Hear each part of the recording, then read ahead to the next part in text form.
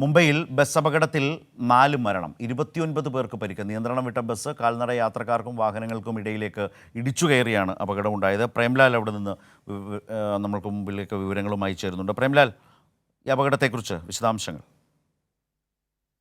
ശരത്, ഇന്നലെ രാത്രിയായിരുന്നു മുംബൈയിലെ കുർല വെസ്റ്റിൽ ഈ സംഭവം നടന്നത്. വളരെ തിരക്ക് പിടിച്ച SG റോഡിലാണ് നിയന്ത്രണം വിട്ട ബസ് കാൽനട യാത്രക്കാർക്കും വാഹനങ്ങൾക്കും ഇടയിലേക്ക് ഇടിച്ചു കയറി അപകടമുണ്ടായത്. അപകടത്തിൽ 3 സ്ത്രീകൾ ഉൾപ്പെടെ 4 പേരാണ് മരിച്ചത്. 29 പേർക്ക് പരിക്കേറ്റു. നിയന്ത്രണം വിട്ട ബസ് ഇടിച്ചിട്ടത് 5 ഓട്ടോറിക്ഷകളും 10 ബൈക്കുകളും 1 ഡസനോളം കാൽനട യാത്രക്കാരെയുമാണ്. അപകടത്തിന്റെ തീവ്രത കണക്കിലെടുത്ത് മരണസംഖ്യ ഇനിയും ഉയരാൻ സാധ്യതയുണ്ടെന്നാണ് പോലീസ് പറയുന്നത്.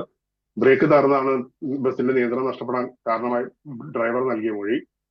41-കാരനായ ഇയാളെ പോലീസ് അറസ്റ്റ് ചെയ്തിട്ടുണ്ട്. അപകടത്തിന് തൊട്ടു മുമ്പ് അമിത വേഗത്തിലായിരുന്നു ബസ് എന്നാണ് CCTV ദൃശ്യങ്ങൾ കാണിക്കുന്നത്. ബസ് ഡ്രൈവറോട് വേഗത കുറയ്ക്കാൻ കാൽനട യാത്രക്കാർ ആവശ്യപ്പെടുന്നതും ദൃശ്യങ്ങളിൽ കാണാൻ കഴിയുന്നതാണ്. അപകടത്തിന്റെ ആഘാതം വലിയ ഒരു പ്രദേശവാസികളിൽ വലിയൊരു പരിഭ്രാന്തി ഉണ്ടാക്കുകയും വലിയൊരു ജനക്കൂട്ടം തന്നെ അവിടെ തടിച്ചുകൂടുകയും ചെയ്തത് സ്ഥിതിഗതികൾ നിയന്ത്രിക്കാനും വലിയ ബുദ്ധിമുട്ടുണ്ടായത്. ഇതിനെ തുടർന്ന് സ്പെഷ്യൽ റാപ്പിഡ് ആക്ഷൻ ഫോഴ്സിനെ എല്ലാം വിന്യസിച്ചതിന് ശേഷമാണ് സ്ഥിതി നിയന്ത്രണ വിധേയമാക്കിയത്.